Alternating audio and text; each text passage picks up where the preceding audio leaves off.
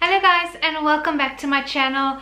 I am quickly going to film a video. I'm going to keep it short and sweet, and it's going to be a video all about, basically I'm going to split the video in two sections, and it will be how to present, how to speak out loud in front of a group of people, whether it's in your work environment or at school. And then the other portion will basically be just how to deal with the client, how to when you do your articles, or when you are like starting out at a new job and you need to approach the client, ask questions, deal with more difficult things. I'm just going to give you my tips because that's something I really struggled with at the beginning when I started with my work almost 5 years ago. So yeah, this video will be all about that. I'm not sure if my glasses reflects or not. I think it will be. I just can't see whether I'm in focus or not, so I'll take it off.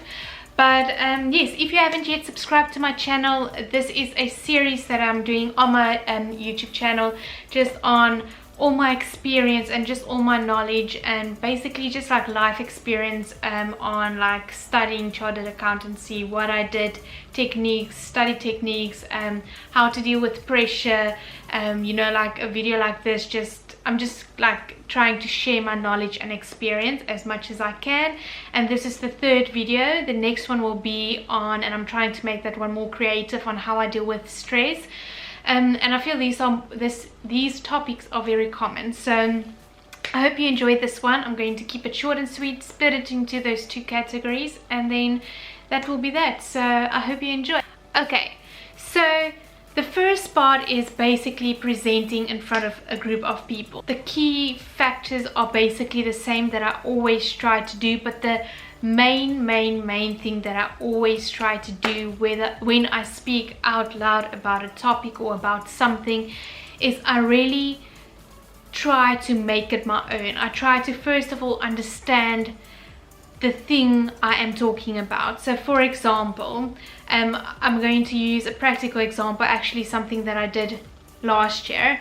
Is I had a real estate client, and a real estate client is basically a company that buys a lot of like properties, and then they rent that out and they get rental income from that, but they buy all these investment properties and they get rental income. Okay, so we basically had to do a presentation. We had to go through our audit file, and we had to make sure, we had to give like improvements on the way we test investment properties, so how we test that actual properties of the client. I'm not going to get into detail on that, but I had to do a presentation with someone else, but we had our different sections. So I really made sure that I understood the basics of the thing that was the task at hand. So in making sure you understand what you are talking about and you're making it your own, then everything just comes fluently, and it takes away the stress that you do have talking in front of all the people. So usually when I then go and I do speak in front of the group of people, at least I know I have my understanding and my knowledge to fall back on when the stress kicks in, because that's usually what happens with me.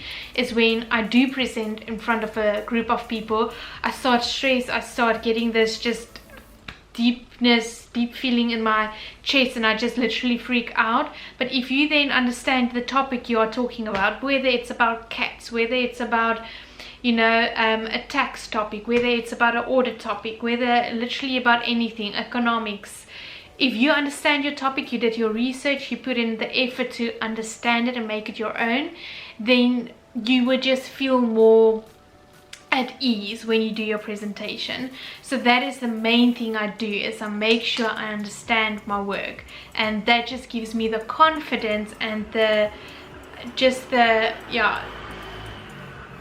car passing by. It just gives me that confidence and that just to feel better when I'm in that stressed environment. Then for me, the second thing would be just to be prepared. So obviously this is very simple, we all do that, we read through the thing the whole time or whatever, but I would literally I will put my laptop down here and I will walk here and pretend that I'm actually presenting to the people. I had to also do a cross review presentation in my second year of articles, where we did a group audit with another big audit firm, and it was on a big audit client that I had, and we did testing, which that other audit company also had to rely on, and I had to basically present to that partners, these are the work we did, and they could ask any questions. And in that, yet again, I literally, the steps that I did is I made sure that I understood what we did, and so it gave me the comfort and the confidence to present it. Then I practice it, practice in front. I pretended to actually be in front of the people, and I tried to put myself in, how will my body language be? Will it be sit down? Will I be chilled like this? Especially with this one I did last year, it was a sit down one, so I was like envisioning like, how will I sit down? I will just be like back in my chair, relax, use my hands, and so that is then what I will do is just practice it. And if you have someone that you can practice it with, like presenting it for them, that is also great. And then the third one is a thing that I always try to tell myself, because I always struggle with my breathing. Everything just takes over and my breathing just goes out of whack, and I just feel like ugh. So always what I try to do just before I speak is just tell myself, Christelle, it's not the end of the world. You know what you're talking about. Relax. So as I start my presentation, as I talk, I feel like I can sometimes hear also my voice going like this, but then literally all that I tell myself in my head is relax, be calm, slow down, you're okay, relax. That's literally what I repeat in my head, and then it takes me like 30 seconds to a minute, and then I'm like, okay, telling them what I learned. So basically it is understand what you are talking about, make it your own, practice, exercise, put in that time to not memorize it, because if it's your own work and you understand it, you don't necessarily have to memorize it that much, but you would just exercise like how you would present it. And then the third one is just telling yourself in your mind to just be calm and relax, and in that way also find a spot in the room or a person in the room who you feel comfortable with. And that's something that I always try to, and this is the last point, this is something that I always try to focus on, and these are the two things while I would present. Is the one, I would just tell myself to be calm and slow down, because that's always an issue, people don't slow down. So I try to be conscious. So I really try to be conscious while I do my presentation, because I remember at school I would do like an oral, and afterwards I'm like, wow, did I just do that? I couldn't even remember anything. So in trying to tell myself to be slow, to relax, I try to be in the moment, to put expression in my face, to really look at people, to really connect with the people, rather than just reading it, zoning out, and it's done and you're like, what happened? So that is basically all I can tell you. And the other thing is just it will over time get better. At school I sucked at it. In matric, in my last year of school I got better at it, because I got like these things I started implementing, and it helped me. And now at work, when I do a presentation, I always do these things, and it doesn't take away that stress. That stress for me will always be there, but it at least helped me to just push through and to deliver it the best way I possibly can. So that is basically the way I do it, and I hope it can help you. And then the other part of the video will just be on how to approach the client. And with this one, there are basically like 2 or 3 things. And the first thing that I always try to do, and it goes hand in hand basically with the presentation part, is to know what you are going to ask the client, or whether you're approaching them with whatever, just know what you are going to talk about. So I would always say I want to ask them specific about this invoice. Why do I want to ask about that invoice? Do I want to maybe ask something about the date, how they accounted for it? Why isn't it accounted for in this section or that section? And why do I think it's not accounted in that section? I try to think about all these questions up front.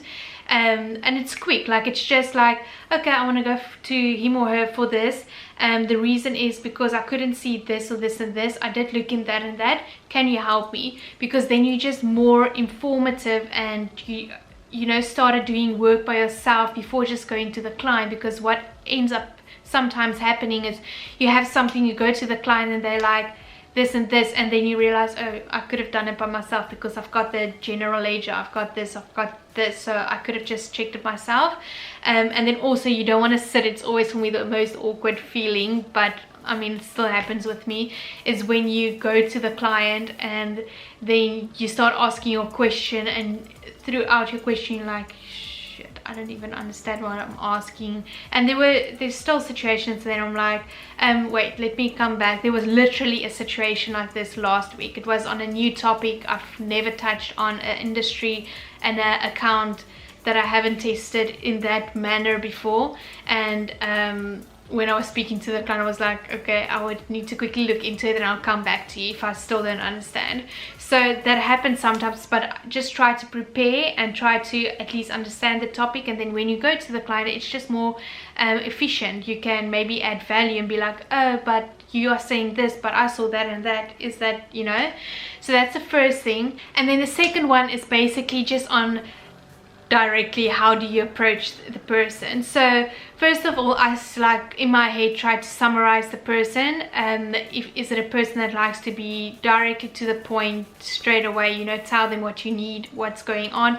Is it someone that, you know, likes small talk? Is it someone that you need to put a little bit more effort in, you know, to get like the relationship? Like, I just try to build a good relationship with the client from the get-go, and in that you just summarize them, like how are they, like. And this will also, as you work and you get experience, you tend to pick that up quite quickly.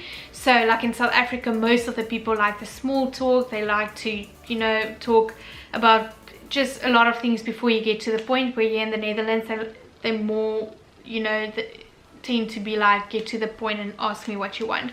So that's just the second tip that I have, is just summarize how your client would want to be approached, and then once you get in there, you approach them that way. So, and also just on that is, I usually dumb myself down a little bit, so I won't go in there and be like, oh, I want this, this and this, and why didn't you do this and this and this, because in this book it says this and this and this, and IFRS 2.3 says this. You know, I'm not like that, and I don't think you should approach anyone like that. So I always go in, I will, you know, obviously always come across professional and competent, but I will always want them to tell me about their business, want them to be the person being like, oh, I'm gonna tell Christelle what's going on in this business, you know, make them feel valued and that they know what they're doing, and that you see them as, you know, they know what they're doing. And then, yeah, if you do that, you approach them the right way,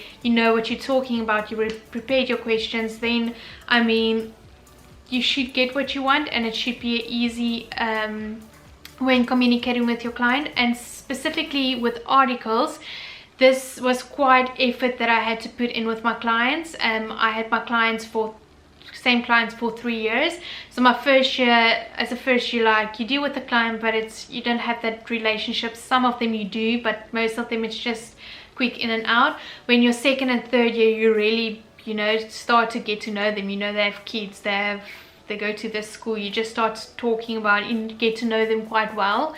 So I would say try to, you know, invest in that relationships with your clients, to, you know, professional relationships, and then it just makes it easier when you do need things. Like, I love that when you and your client just get along and you have understanding, and you just like, hey, can I get XYZ because of this and this, and they just give it to you. So yeah, that's the only thing. And the one thing that I also want to mention there is, I'm working now at the 3 years articles, and I'm 1.5 years out of articles that I'm just, yeah, working as a chartered accountant. And I still have those clients where it's really difficult. I mean, if I'm being honest, 2 weeks ago, one of my clients made me cry, and the last time I cried was in my second year. A client made me cry in my second year. They were horrible. I tried my best to be building on that relationship. He was just not having it, and yeah, he would swear in front of me. He would make me feel like this, and I went to the bathroom and I cried after one of our interactions. And my partner was aware, and like after that it changed, and he actually gave compliments, and it was nice. It ended up being well. And then like 2 weeks ago, I had this interaction with my client, obviously over the phone because of corona. And yeah, he was just so mean. He was literally so mean and rude, and at that point I was just feeling a bit also emotional. And I mean, this doesn't happen often, and I literally was starting to get that feeling in my throat of I'm gonna cry. I was literally like, I just wanted to say, okay, I need to go by, because I wanted to literally burst out in crying. And then yeah, I just felt shitty, and I cried my eyes out after that. And I was just like, how can people be so mean and rude to other people? I'm just asking a normal question. So it still happens. And also, I don't know what's going on in those people's lives. Maybe he had a shitty day, but yeah, you know, it still happens. Don't take it personally. That's the only thing I can say is separate your client from yourself. Don't mix that two. Your client is your client, it's work, don't take it home. That's the best I can say with that.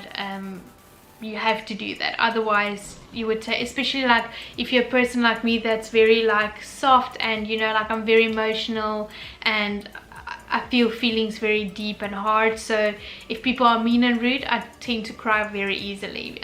It hurts me. So yeah, you need to have a thick skin and just separate that, you know, apart. I think that was that. Yeah, that's basically it. So I really hope you enjoyed this video, and if you want any more specifics on this, I mean, I'm quite passionate about these topics, because there's still so much I can talk about in like situations I have been in, and the way I've been like treated by clients, by fellow colleagues. And you know, with work experience, you learn how to deal with those things, but sometimes even with your experiences, it's still hard, or it can tend to be hard, whatever. But yes, my next video will be probably my most passionate one, and it's about stress and how to deal with that in the work environment. I still struggle with that, and sometimes I'm able to cope with it and I deal with it, probably most of the times, just to push through. I've done that for a few years now. So yes, that will be my next video, and yeah, that will be that. So subscribe to my channel, and then I hope I wasn't focused the whole video, and then I will see you next time in a new video. Bye bye.